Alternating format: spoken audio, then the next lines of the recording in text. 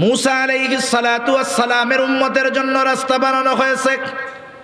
তারা যখন রাস্তা পার হয়ে গেল, ফিরআউনের সৈন্যবাহিনী একটাও নিচের থেকে উপরে আসতে পারে নাই, এর আগেই সলিল সমাধি হয়ে গেছে।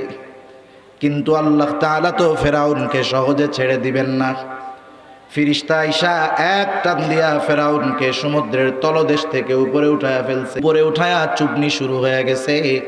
ফিরআউন এবার বুঝতে পেরেছে আমার রবগিরি শেষ, এখন তো আসল রবের হাতে ধরা পড়ে গিয়েছি।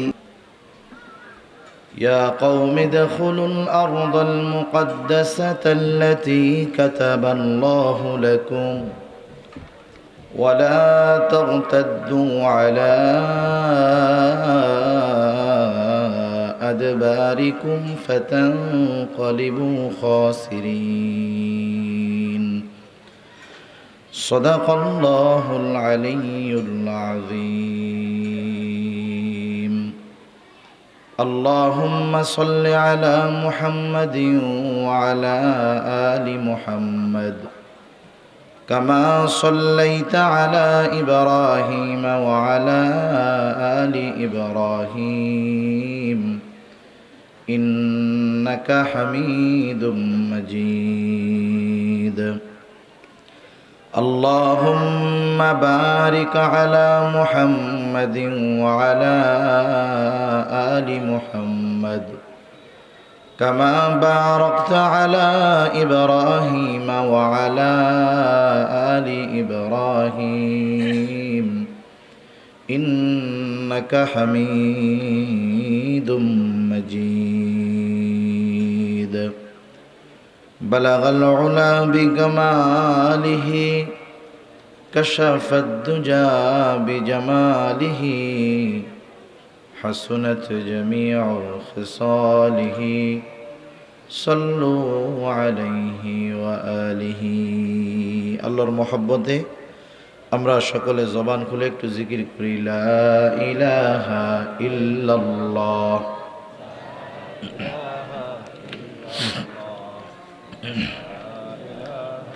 ইল্লাল্লাহ লা ইলাহা ইল্লাল্লাহ লা ইলাহা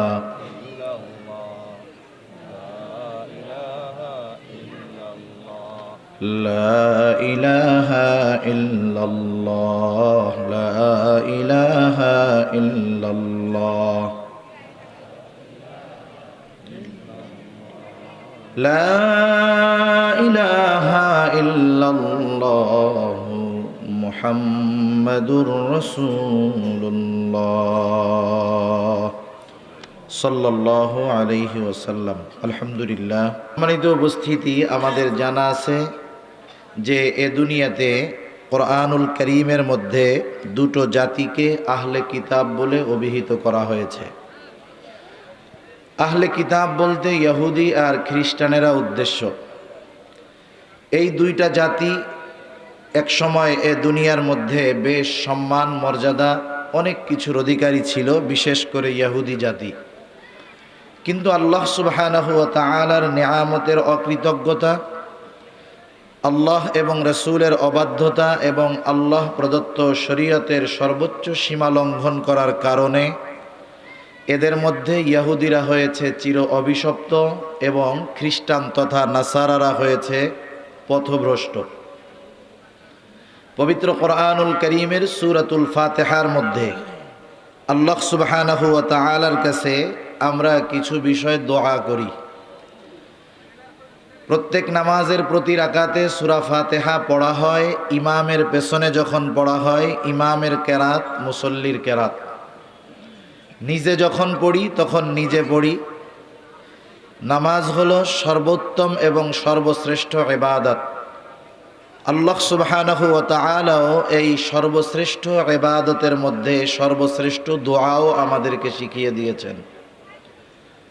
সূরাতুল ফাতিহার আরেকটা নাম, যেগুলো নাম আছে, নামগুলোর মধ্যে অন্যতম একটি নাম হলো সূরাতুদ দুআ। আমরা আল্লাহ তাআলার কাছে এই সূরার মাধ্যমে দুনিয়ার সবচেয়ে উত্তম এবং সর্বশ্রেষ্ঠ ইবাদতের মধ্যে সর্বশ্রেষ্ঠ দোয়াটা করি। দোয়াটা হলো ইহদিনাস সিরাতাল মুস্তাকিম। আল্লাহ, আপনি আমাদেরকে সিরাতে মুস্তাকিমের হেদায়াত দেন, পথ নির্দেশিকা দেন। ইহদিনাস সিরাতাল মুস্তাকিম, আল্লাহ তাআলার কাছে বলি সিরাতে মুস্তাকিমের পথদর্শন আমাদের দেন, ওই পথের উপরে আপনি আমাদেরকে পরিচালিত করেন। সিরাতে মুস্তাকিম কোন পথ? সিরাতাল্লাযীনা আন'আমতা আলাইহিম গায়রিল মাগদুবি আলাইহিম ওয়ালাদ-দাল্লিন, তাদের পথ যাদের উপরে আপনি বিশেষ অনুগ্রহ করেছেন, তাদের পথ নয়। যারা গজবপ্রাপ্ত, লাআনতপ্রাপ্ত, অভিশপ্ত এবং পথভ্রষ্ট, তাদের পথে আমাদেরকে আপনি নিয়েন না, বরং আপনি আপনার অনুগ্রহপ্রাপ্ত বান্দাদের পথেই আমাদের পরিচালিত করেন। এই দোয়াটা হলো পৃথিবীর সর্বশ্রেষ্ঠ দোয়া, আর এই দোয়াটা আমরা করি অধিকাংশ সময় সর্বশ্রেষ্ঠ ইবাদতের মধ্যে। তাহলে সম্মানিত সুধী, এই বিষয়টা আমাদের কাছে মোটামুটি পরিষ্কার যে ইহুদি জাতি হলো চির অভিশপ্ত জাতি। এরা অভিশপ্ত হওয়ার অনেকগুলো কারণ কোরআন এবং হাদিসের আলোকে জানা যায়। এর মধ্যে অন্যতম 3টি কারণ নিয়ে আমি আপনাদের খেদমতে ইনশাআল্লাহ আলোচনা করব।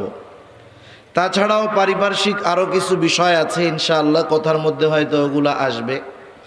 যেমন তারা লাআনতপ্রাপ্ত হওয়ার অন্যতম এক কারণ, আল্লাহ তাআলা তাদেরকে লাআনত বর্ষণ করেছেন, চির অভিশপ্ত করেছেন। এর একটা কারণ হলো আল্লাহ তাআলা বলেন, ওয়াকালাতিল ইয়াহুদু ইয়াদুল্লাহি মাগলুলা, তারা আল্লাহ তাআলাকে অপবাদ দিয়ে বলে আল্লাহ তাআলা রিক্ত হস্ত হয়ে গেছে, আল্লাহ তাআলার হাত খালি হয়ে গেছে। নাউযুবিল্লাহ। এই আয়াতের শানে নুজুল, ওদিকে আমি যাব না। আল্লাহ রাব্বুল আলামিন বলেন, গুল্লাত আইদিহিম ওয়ালুইনু বিমা ক্বালু, আরে হাত তো শূন্য হয়েছে তাদের, সাথে সাথে কি ক্ষতি হলো? এ কথা বলার দ্বারা আল্লাহ তাআলা বলেন লুইনা, তাদের উপরে আল্লাহ রাব্বুল আলামিনের লানাত। ওয়ালুইনু বিমা ক্বালু, এ কথা বলার কারণে তাদের উপরে লানাত বর্ষণ করেছেন কে? আল্লাহ। সাথে সাথে নবী রাসূলগণও তাদের উপরে লানত দিয়েছেন। তা সম্মানিত সুধী, আমি যে আয়াতগুলো আপনাদের খেদমতে তিলাওয়াত করেছি, উক্ত কথাগুলো, আয়াতগুলো বুঝতে আমাদের সহজ হবে যদি শুরুতে কিছু কথা আমরা একটু খেয়াল দিয়া শুনি। মুসলিম মিল্লাতের পিতা হযরত ইব্রাহিম আলাইহিস সালাতু ওয়াস সালাম, আল্লাহ সুবহানাহু ওয়া তাআলা ওনাকে পাঠিয়েছেন ইরাকের বাবেল শহরে। ইব্রাহিম আলাইহিস সালাতু ওয়াস সালামের হিজরত হয়েছে আল্লাহ তাআলার নির্দেশে শাম দেশ। শাম বলতে যে শুধু সিরিয়া উদ্দেশ্য বিষয়টা এমন নয়, বরং বর্তমান ফিলিস্তিন, সিরিয়া উভয়টাই শামের অন্তর্ভুক্ত। ইব্রাহিম আলাইহিস সালাতু ওয়াস সালাম চলে এসেছেন সিরিয়ায়, হিজরত করেছেন শাম দেশে, ফিলিস্তিনে, আল্লাহ সুবহানাহু ওয়া তাআলার নির্দেশে। ইব্রাহিম আলাইহিস সালাতু ওয়াস সালামের বার্ধক্যকাল চলে এসেছে। আল্লাহ তাআলার কাছে সন্তান চাইতে চাইতে আল্লাহ তাআলা সন্তান দেন না। বয়স 90-এর কোঠায়। হযরত সারা আলাইহিস সালাম ইব্রাহিম আলাইহিস সালামের প্রথম স্ত্রী। উনি ওনার খাদেমা হাজেরা আলাইহিস সালামকে মুক্ত করে ইব্রাহিম আলাইহিস সালাতু ওয়াস সালামের সাথে বিবাহ দিয়ে দিলেন। আল্লাহ সুবহানাহু ওয়া তাআলা প্রায় 86 বছর বয়সে ইব্রাহিম আলাইহিস সালাতু ওয়াস সালামের দোয়া, রব্বি হাবলি মিনাস সলিহিন, এই দোয়ার বিপরীতে আল্লাহ তাআলা হযরত ইসমাঈল আলাইহিস সালাতু ওয়াস সালামকে হাজেরার গর্ভে আল্লাহ তাআলা পাঠাইলেন। এখানে একটা বিষয় যে ইব্রাহিম আলাইহিস সালাম দোয়া করেছে, আল্লাহ আপনি আমাকে একটা নেককার সন্তান দান করেন। এজন্য আল্লাহ তাআলার কাছে ছেলে সন্তান চাওয়া এটা ইব্রাহিম আলাইহিস সালামের সুন্নাত। তবে চেয়েছে ছেলে, আল্লাহ তাআলা যদি মেয়ে দেয় তাহলে কি রাগ করার কোনো সুযোগ আছে? কারণ মূলত আল্লাহ তাআলা যাকে চান তাকে ছেলে দেন, যাকে চান তাকে মেয়ে দেন, যাকে চান উভয়টা দেন, যাকে চান উভয়টা থেকেই বঞ্চিত রাখেন কে? আল্লাহ। ইব্রাহিম আলাইহিস সালাতু ওয়াস সালামের সন্তান ইসমাঈল আলাইহিস সালাম দুগ্ধপোষ্য শিশু। লম্বা ইতিহাস, আমি শুধু মূল কথাগুলো আপনাদের খেদমতে বলতেছি। আল্লাহ তাআলার নির্দেশ হলো যে আপনি এই শিশু সন্তান ইসমাইল ও আপনার স্ত্রী হাজেরাকে দূরে এক জায়গায় রেখে আসবেন। কোথায়? আল্লাহ সুবহানাহু ওয়া তাআলার নির্দেশে ইব্রাহিম আলাইহিস সালাম পথ চলতে শুরু করলেন। চলতে চলতে বর্তমান বাইতুল্লাহ যেই জায়গায়, ওই জায়গায় যখন পৌঁছাইলেন, পথিমধ্যে হাজেরা আলাইহিস সালাম বারবার জিজ্ঞাসা করে ইব্রাহিম আলাইহিস সালামকে, আপনি আমাদের কোথায় নিয়ে যাচ্ছেন? ইব্রাহিম আলাইহিস সালাতু আসসালামও তো নিজে জানেন না এই পথ চলার শেষ কোথায় হবে। এই পথ চলার শেষ কোথায় হবে জানেন তো আল্লাহ। যখন আল্লাহ তাআলার নির্দেশ হলো যে আপনি এখানেই এই জনমানবহীন প্রান্তরে, যেখানে না আছে পানির ব্যবস্থা, না আছে কোনো ফল ফসল খাবারের ব্যবস্থা, আল্লাহ তাআলার নির্দেশে ইব্রাহিম আলাইহিস সালাম এক মশক পানি আর কিছু খাবার দিয়ে যখন শিশু সন্তান ও হাজেরা আলাইহিস সালামকে রেখে যাচ্ছেন, তখন হাজেরা আলাইহিস সালাম জিজ্ঞাসা করতেছে, এ সিদ্ধান্ত কি আপনার নাকি আল্লাহ তাআলার? উনি যখন বললেন এটা আল্লাহ তাআলার ইচ্ছা, তখন হাজেরা আলাইহিস সালাম বললেন, এই সিদ্ধান্ত যদি আল্লাহ তাআলারই হয় তাহলে তিনি আমাদের জন্য যথেষ্ট। সুবহানাল্লাহ। তা যাই হোক, ইসমাইল আলাইহিস সালামের পায়ের আঘাতে জমজম কূপের সৃষ্টি আল্লাহ তাআলা করলেন। এক সময় ওই পানিকে কেন্দ্র করে ওখানে জনবসতি গড়ে উঠল। ইসমাইল আলাইহিস সালাম ওখানে বিবাহ করলেন এবং ওখানেই ওনার বংশ পরবর্তীতে বিস্তার লাভ করল। ইসমাইল আলাইহিস সালাতু ওয়াস সালামের পরে ইসমাইল আলাইহিস সালামের বংশে আর কোনো নবী আসে নাই, একেবারে শেষ নবী মুহাম্মাদুর রাসূলুল্লাহ সাল্লাল্লাহু আলাইহি ওয়াসাল্লাম। এদিক দিয়ে আল্লাহ সুবহানাহু ওয়া তাআলা ইব্রাহিম আলাইহিস সালামকে আর একটা সন্তানের সুসংবাদ দিলেন। আল্লাহ তাআলা বলেন, ফাবাশশারনাহু বিগুলামিন হালিম। আল্লাহ তাআলা ইব্রাহিম আলাইহিস সালাতু ওয়াস সালামকে একজন সহনশীল সন্তানের সুসংবাদ দিলেন সারা আলাইহিস সালামের গর্ভে, যিনি ইতিপূর্বে বন্ধা রূপে আখ্যায়িত হয়েছিলেন।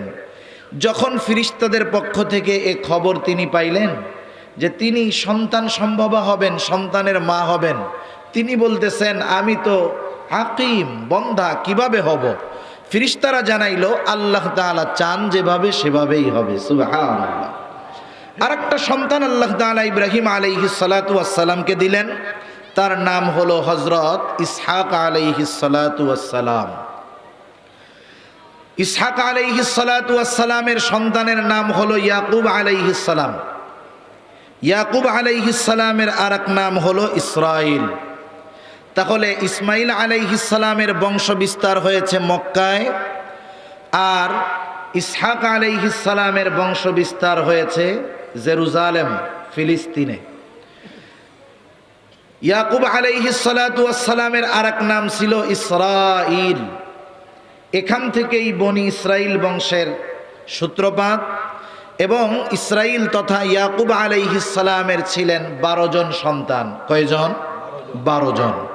এই 12 জনের মধ্যে একজন হযরত ইউসুফ আলাইহিস সালাতু ওয়াস সালাম। পবিত্র কোরআনুল কারীমের মধ্যে যার ঘটনাকে সুন্দর এক ঘটনা বলে আল্লাহ তাআলা আখ্যায়িত করেছেন। তাহলে ইয়াকুব আলাইহিস সালামের এক সন্তান ইউসুফ আলাইহিস সালাম, ওনার 12 সন্তানের বড় সন্তানের নাম ছিল ইয়াহুদা অথবা ইয়াহুজা। এখান থেকেই বনি ইসরাইলের ইয়াহুদি গোত্র। ইউসুফ আলাইহিস সালামের ইতিহাস আমাদের সকলের কম বেশি জানা আছে। ওনাকে ওনার বড় ভাইয়েরা চক্রান্ত করে কুয়ায় ফেলে দিল। ওখান থেকে বণিকেরা পেল। বণিকেরা ওনাকে তুলে মিশরের বাজারে বিক্রয় করলো। যেহেতু দেখতে উনি অনেক সুন্দর ছিলেন, অনেক চড়া দামে বিক্রয় হলো। একটা সময় তিনি মিশরের খাদ্যমন্ত্রীর ঘরে অবস্থান করলেন। একটা সময় যৌবনে পদার্পণ করলেন। তাকে অপবাদ দিয়ে জেলে পাঠানো হলো। আল্লাহ সুবহানাহু ওয়া তাআলা এক সময় জেল থেকে বের করে ইউসুফ আলাইহিস সালাতু ওয়াস সালামকে মিশরের সুপ্রিম পাওয়ারের অধিকারী বানায়া দিলেন। সর্বশেষ যখন ভাইদের সাথে ওনার মুলাকাত পরিচয় হয়ে গেছে, উনি সকলকে মাফ করে দিলেন। তিনি বললেন, ক্বালা লা তাসরিবা আলাইকুমুল ইয়াউম, আজকে তোমাদের উপরে কোনো প্রতিশোধ নেওয়া হবে না, সবাইকে ক্ষমার ঘোষণা দিয়ে তিনি জানায় দিলেন যে শোনো, যেহেতু ফিলিস্তিনের অবস্থা এখন ভালো না, আর মিশরে ইউসুফ আলাইহিস সালাতু ওয়াস সালাম জেলে থাকা অবস্থায় যেই স্বপ্নের ব্যাখ্যা করেছিলেন, ওই আলোকে মিশরের তৎকালীন রাষ্ট্রপ্রধান যারা ছিল প্রস্তুতি গ্রহণ করার কারণে ওই দুর্ভিক্ষের মধ্যেও মিশর মোটামুটি ভালো এক অবস্থানে ছিল। উনি বললেন যে বাবা সহ একেবারে তোমরা যারা আসো সবাই ফিলিস্তিন থেকে হিজরত করে মিশরে চলে আসো। এখানে বনি ইসরাইলের পরবর্তীতে অবস্থান শুরু হলো, দীর্ঘকাল তারা এখানে থাকছে। ইউসুফ আলাইহিস সালাম দুনিয়া থেকে বিদায় নিলেন।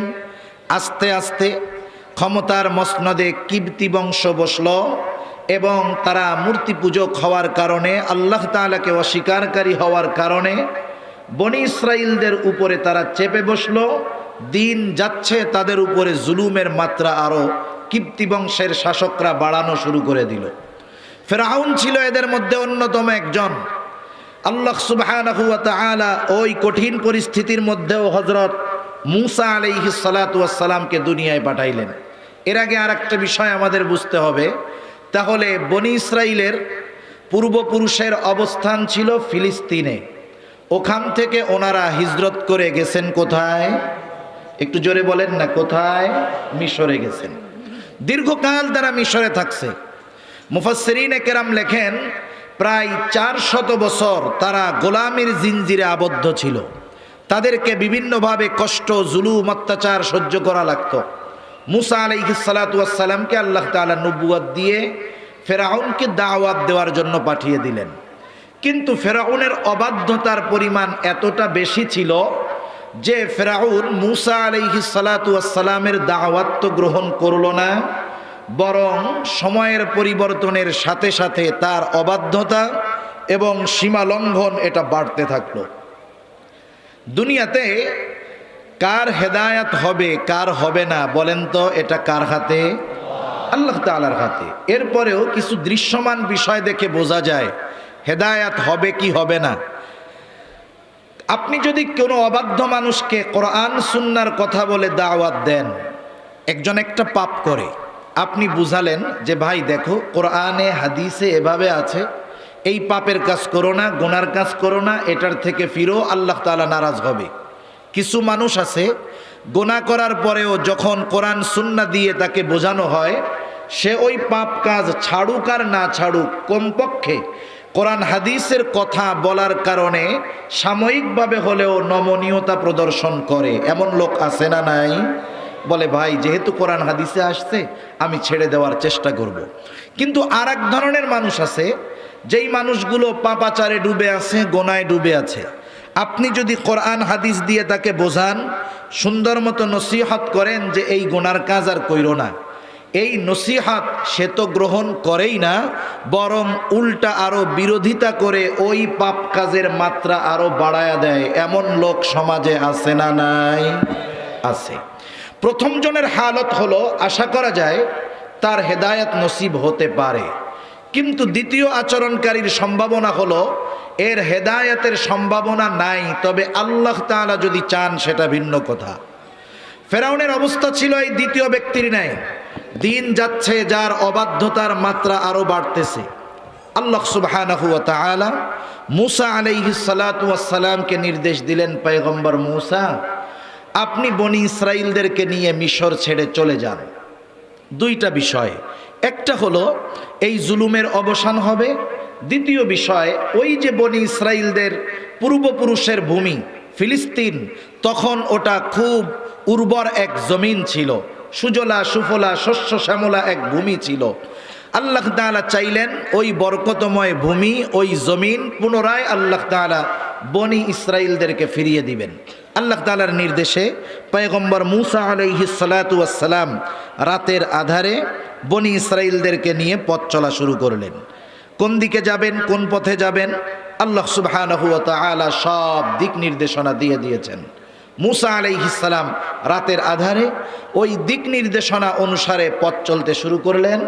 চলতে চলতে রাতের শেষ প্রহরে মুসা আলাইহিস সালাম তার উম্মতদেরকে নিয়ে পৌঁছালেন লোহিত সাগরের পাড়ে। ইতিমধ্যে ফেরাউনের কাছে ফেরাউনের গোয়েন্দা বাহিনী খবর দিয়ে দিছে যে ফেরাউন, আপনার দুশমন মুসা আলাইহিস সালাম বনি ইসরাইলদের সবাইকে নিয়ে মিশর ছেড়ে চলে যায়। শত্রু তো হাতছাড়া হয়ে গেল।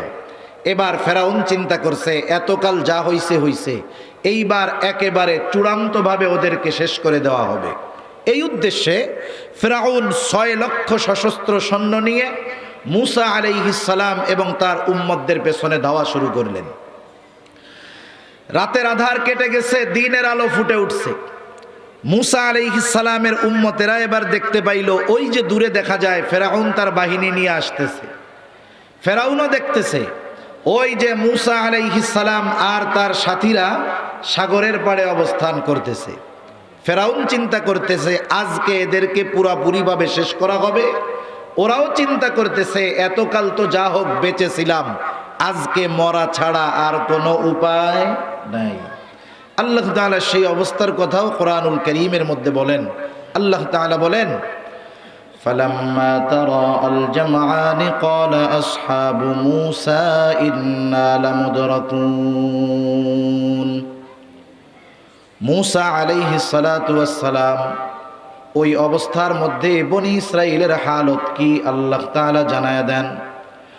আল্লাহ রাব্বুল আলামিন বলেন, যখন একদল অপর দলকে দেখতে পাইল, ক্বালা আসহাবু মূসা ইন্না লামুদরাকুন। মূসা আলাইহিস সালাতু ওয়াস সালামের সাথীরা বলতেছে, মূসা আমরা তো ধরা পড়ে গিয়েছি। মূসা আলাইহিস সালাতু ওয়াস সালাম হলেন বনি ইসরাইলীদের নেতা। প্রত্যেকটা নবী তার উম্মতের নেতা। নেতার কাজ হলো তার অনুসারীরা যখন ভীত হয়ে যায়, ঝিমিয়ে পড়ে, নেতা তার বক্তব্যের মাধ্যমে, কথার মাধ্যমে তার ঝিমিয়ে পড়া অনুসারীদের মধ্যে চঞ্চলতা ফিরায়া আনে। মূসা আলাইহিস সালাতু ওয়াস সালাম তার সাথীদের কথার জবাবে বলতেছেন, ক্বালা কাল্লা। সাথীরা বলতেছে মূসা ধরা পড়ে গিয়েছি, আর মূসা আলাইহিস সালাতু ওয়াস সালাম বললেন, কাল্লা, কখনোই ধরা পড়ব না, ধরা পড়ব না। এর কারণ কি?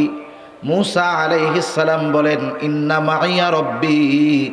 ধরা না পড়ার কারণ হলো ওদের কাছে যা থাকে থাক, ওদের কাছে যত অস্ত্র থাক না কেন, ওরা সংখ্যায় যত বেশি হোক না কেন, ওদের সাথে যত অস্ত্রপাতি, লোকবল, জনবল থাকুক না কেন, ইন্না মাইয়া রব্বি, আমার সাথে যদিও কিছু না থাকে, আমার সাথে আছেন আমার রব।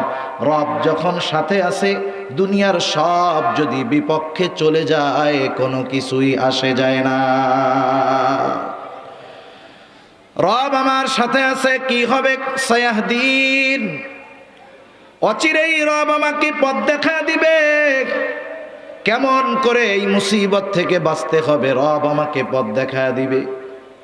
আল্লাহ তাআলাও সাথে সাথে পথ নির্দেশিকা পাঠিয়ে দিলেন। আল্লাহ তাআলা বলেন, ফাআওহাইনা ইলা মূসা আনিযরিব বিআসাকাল বাহর ফানফালাকা ফাকানা কুল্লু ফিরকিন কাত্তাউদিল আযীম।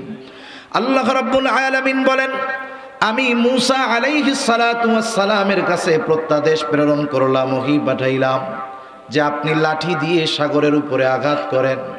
মূসা আলাইহিস সালাতু ওয়াস সালাম আল্লাহ তাআলার নির্দেশে তার হাতের লাঠি দিয়ে সাগরের উপরে আঘাত করলেন। বিশাল সমুদ্রের সাগরের মধ্যে লাঠির আঘাতে কি হবে? কিন্তু আল্লাহ রাব্বুল আলামিন এই লাঠি দিয়ে আঘাত দেওয়ার সাথে সাথে ফানফালাক, সাগরটা ফেটে 2 ভাগে বিভক্ত হয়ে গেল। শুধু তাই না, ফাকানা কুল্লু ফিরকিন কাত্তাউদিল আযীম, এইবার 2 ভাগ 2 দিকে সরে গিয়ে উঁচু পাহাড় সাদৃশ্য দেয়ালের মতো হয়ে গেল। 2 দিকে সরে বিশাল উঁচু পাহাড় সাদৃশ্য দেয়ালের মতো হয়ে গেছে। আল্লাহ রাব্বুল আলামিন সমুদ্রের তলদেশকে মুহূর্তের ভিতরে শুকায়া দিলেন। সমুদ্রের তলদেশ দিয়ে আল্লাহ রাব্বুল আলামিন বনি ইসরাইলের জন্য রাস্তা বানায় দিলেন।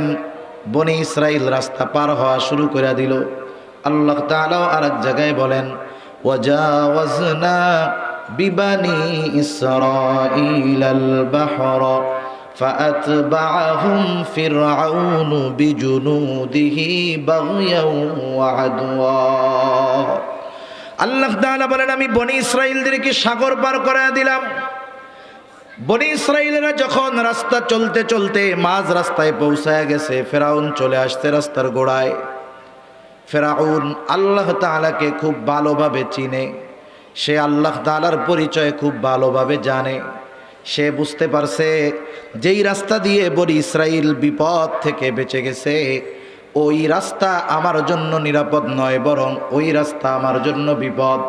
কিন্তু এরপরেও মানুষ যখন ক্রোধান্বিত থাকে, অহংকারের মধ্যে থাকে, সীমা লঙ্ঘনের চূড়ান্ত পর্যায়ে পৌঁছায়া যায়, অবাধ্যতার চূড়ান্ত পর্যায়ে পৌঁছায়া যায়, ওই সময় সে এমন কিছু সিদ্ধান্ত গ্রহণ করে যেই সিদ্ধান্তগুলো তার চূড়ান্ত পতনকে অনিবার্য করে তোলে। মানুষ যখন রাগের মাথায় কোনো সিদ্ধান্ত নেয়, অধিকাংশ ক্ষেত্রে এই সিদ্ধান্তগুলো পজিটিভ হওয়ার চাইতে নেগেটিভ হয় বেশি। এজন্য যে কোনো বিষয়ের সিদ্ধান্ত খুব ঠান্ডা মাথায় নিতে হয়।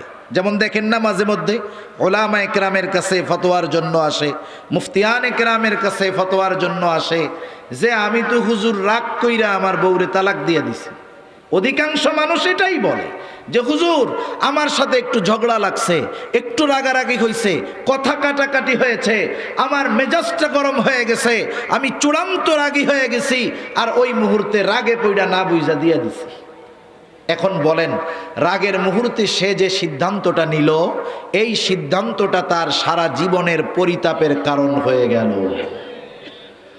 আল্লাহ রাব্বুল আলামিন বলেন, ফাআতবাআহুম ফিরআউনু বিজুনুদিহি বাগয়াও ওয়া আদওয়া। ফিরআউন শত্রুতাবশত সীমা লঙ্ঘনকারী হইয়া তাদেরকে চূড়ান্ত রূপে নির্মূল করার জন্য তার সৈন্য সামন্ত সহ অনুসরণ করা শুরু করে দিল। মূসা আলাইহিস সালাতু ওয়াস সালাম তার উম্মতদেরকে নিয়ে পৌঁছায় গেলেন অপর প্রান্তে। আল্লাহ তাআলা যাদের জন্য রাস্তা বানাইছে, রাস্তা যখন তাদের ব্যবহার শেষ, রাস্তার আর দরকার নাই। মাঝে মধ্যে দেখবেন হাইওয়ের মধ্যে ছোট ছোট বাইপাস বানানো হয়, কালভার্টের কাজ চলে, ব্রিজের কাজ চলে, সাইড দিয়ে একটা রাস্তা বানানো হয়। বলেন তো, মূল সড়কের কাজ যখন শেষ হয়ে যায়, কালভার্টের কাজ যখন শেষ হয়ে যায়, যখন রাস্তা প্রস্তুত হয়ে যায়, বলেন তো ওই পার্শ্ব রাস্তার আর কোনো দরকার আছে নাকি? এটা তো প্রয়োজনে বানানো হয়েছে, এটা তো কন্টিনিউ রাস্তা হবে না।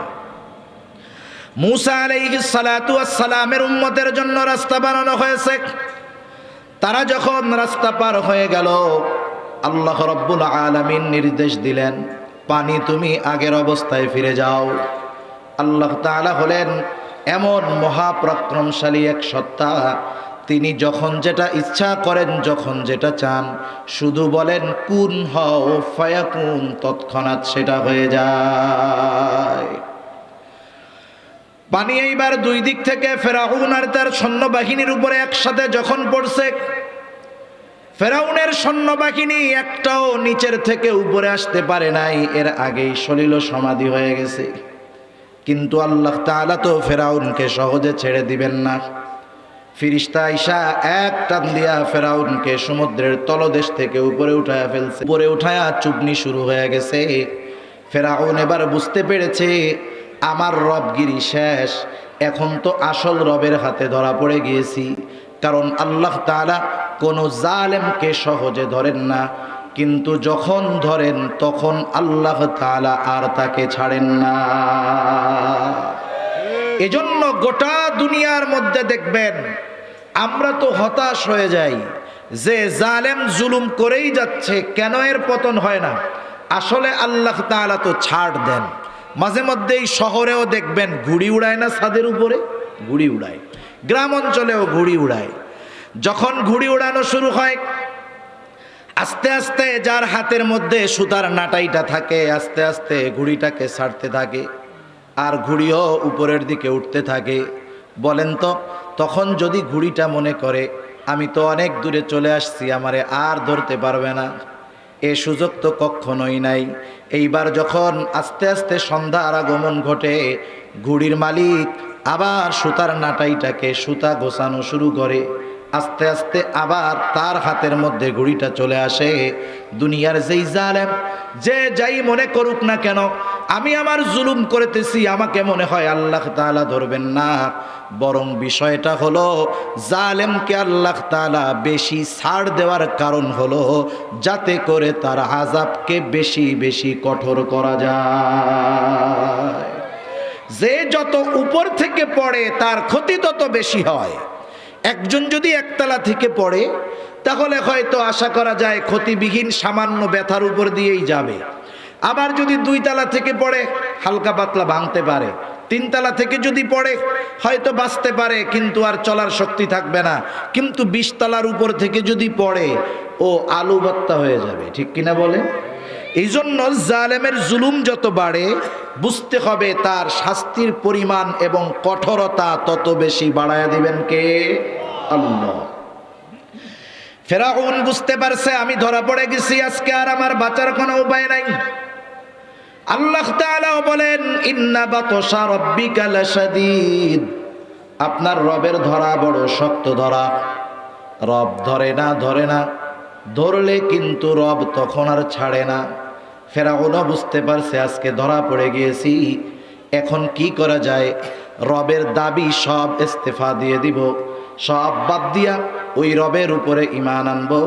ফেরাউন যখন হাবুডুবু চুবনি চলতেছে, হাত্তা ইদা আদরাকাহুল গরকু ক্বালা আমানতু আন্নাহু লা ইলাহা ইল্লাল্লাযী আমানাত বিহি বানু ইসরাঈল। চুবনি খাইতেছে তখন বলতেছে যে আমি ঈমান আনলাম, বনি ইসরাইলেরা যার উপরে ঈমান আনছে আমি তো মুসলমানদেরই একজন। ফেরাউন এখন ঈমান আনার ঘোষণা দিয়েছে, কিন্তু বাস্তবতা হলো যখন কোনো জাতির উপরে গজব চলে আসে, যখন কারো উপরে গজব চলে আসে, গজব আসার পর তার ঈমান আল্লাহ তাআলা কবুল করেন না, বরং আযাব গজব আসার আগে যদি ঈমান আনে আল্লাহ তাআলা তাহলে সেই ঈমান এবং তাওবা আল্লাহ তাআলা কবুল করেন।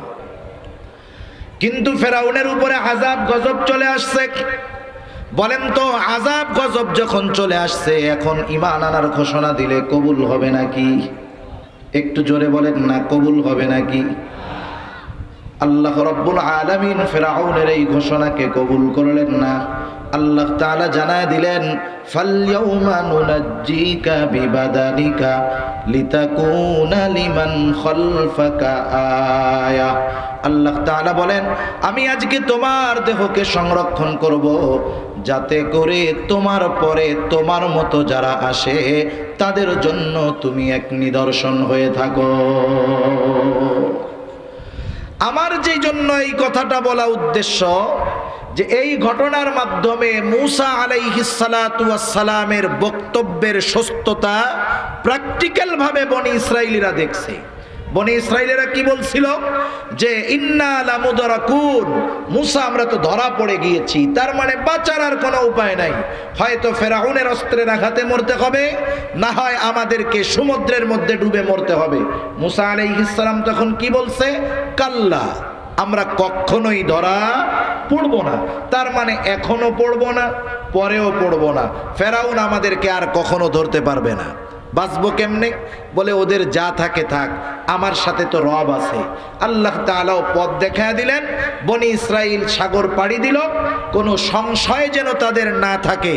নিজেরাই তাকায়া তাকায়া দেখছে কেমন করে ওই সাগরের পানিতে হাবুডুবু খেতে খেতে ফেরাউনের চূড়ান্ত পতন হয়েছে।